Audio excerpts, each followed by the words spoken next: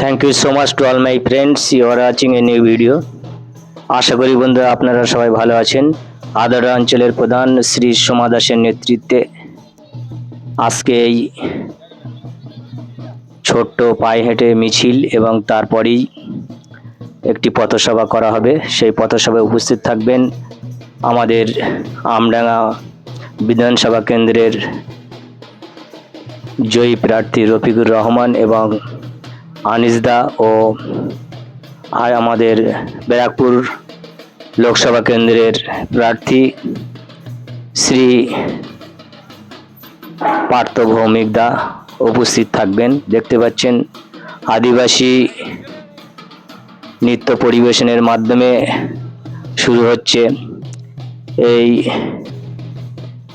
ছোট্ট পায়ে হেঁটা মিছিল। উপস্থিত আছেন আমাদের সুপরিচিত ব্যক্তি আব্দুল্লাহ, আসগার, শাহজাহান, সুমন, নরেন্দা, এছাড়াও অনেক আদারা অঞ্চলের নেতৃত্ববৃন্দ উপস্থিত আছেন। দেখতে পাচ্ছেন সামনে যাচ্ছেন রাকিব এবং ফকির আহমেদ। মিছিল চলছে। দেখতে পাচ্ছেন সাইকেলের উপরে দাঁড়িয়ে আছেন রাজীব। পার্থদা পায়ে হেঁটে আসছেন, আর কিছুক্ষণের মধ্যে নির্দিষ্ট গন্তব্যস্থলে পৌঁছে যাবেন। দেখতে পাচ্ছেন আসগার, নরেন্দা গুটি গুটি পায়ে এগিয়ে আসছেন গন্তব্যস্থলে। পিছনে আছেন আদারা অঞ্চলের বিশিষ্ট নেতৃত্ববৃন্দ। দেখতে পাচ্ছেন সুমন আসছে, পিছনে আছে আব্দুল্লাহ মণ্ডল। আমাদের ব্যারাকপুর লোকসভা কেন্দ্রের প্রার্থী পার্থ ভৌমিকদা আছেন, সঙ্গে আদারা অঞ্চলের বিশিষ্ট নেতৃত্ববৃন্দ। দেখতে পাচ্ছেন অগণিত মানুষ উপস্থিত, প্রচুর মহিলা উপস্থিত আছেন এবং ফুল দিয়ে সংবর্ধনা জানাবেন আমাদের আদারা অঞ্চলের প্রধান শ্রী সোমাদি। সেই সমাধি ফুল নিয়ে দাঁড়িয়ে আছেন। পুষ্পস্তবক দিয়ে সংবর্ধনা জানাবেন আমাদের ব্যারাকপুর কেন্দ্রের প্রার্থী পার্থ ভৌমিকদাকে। দেখতে পাচ্ছেন সেই চিত্র আপনাদের সামনে তুলে ধরলাম। অগণিত মানুষ অপেক্ষা করছেন, তার অবসান ঘটল।